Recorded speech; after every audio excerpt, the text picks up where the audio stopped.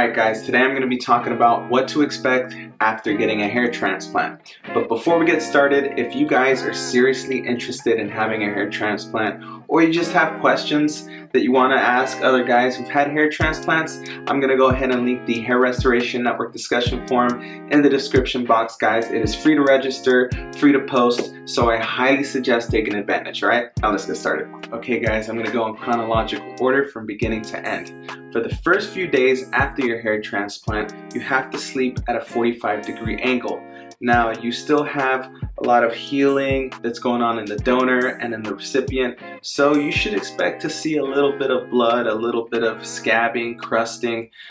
So make sure that you have a pillowcase that you don't care about, because believe me, that pillowcase may get ruined. Another thing to remember is that the grafts are very fragile for the first 7 days, even up until 9 days if you don't do a good job of cleaning. So make sure that you're very gentle, and if you go in the shower, make sure that the shower head is facing downward, facing your body, and that it doesn't splash onto your scalp. Now, you should expect some swelling, but it really depends on where you're having the grafts transplanted. When I had grafts transplanted to my crown and the mid-scalp, I really didn't experience any swelling, but when I had grafts transplanted to my hairline, I looked like Sloth. I mean, they say you can go back to work in a few days. That's insane. I would have scared women and children. I mean, I looked like the Elephant Man walking around. It was crazy, and that happens because some surgeons inject tumescent fluid to make your scalp expand. So when they're placing the grafts, you know, they're placing them well and they can see what they're doing. It just makes their job easier. But that fluid will fall downward into your face and will distort your face, and you'll look all crazy.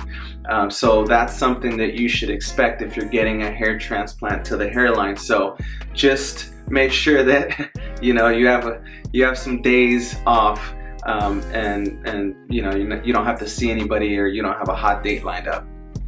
So after the swelling goes down, the scabs fall off, the grafts have shed, and everything, the months after that, you should expect to have a little bit of shock loss. Now, shock loss can occur in the recipient site or in the donor zone. Sometimes it happens in both. Don't freak out if you look a little worse after your procedure. I know, especially the 3rd month, 4th month, and the 5th month, you really start to think like, no, did I make a mistake? Why do I look worse? You just have to trust in the process. This is part of it. Things will get better as the grafts start to grow. You're going to look even better than you did before, but you should expect to look a little bit worse than you did prior to the procedure. Last but certainly not least, I've been talking about what you should expect, and now I'm going to talk about what you shouldn't expect. Okay, you should have realistic expectations. You should not expect to see no scalp under any circumstance. So I've gotten a couple of guys on the forums, you know, worried about whether their hair transplant failed, and really their hair looks fine.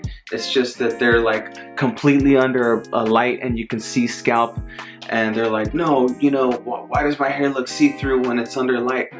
This is normal. Hair transplants do not, you know, stop hair loss or reverse hair loss or anything like that. They don't match hair loss hair for hair. They give you the illusion of density, which means now I can style my hair and I can put hair products in it and it can look like I have a full head of hair, but under certain lights or if it's wet, you should expect to see some scalp.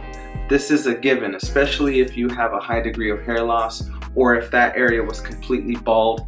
It's not going to be how it used to be when you were 15. That's just not logical. It's not realistic. So if that's what you're after, I would seriously reconsider getting a hair transplant, because you may end up disappointed.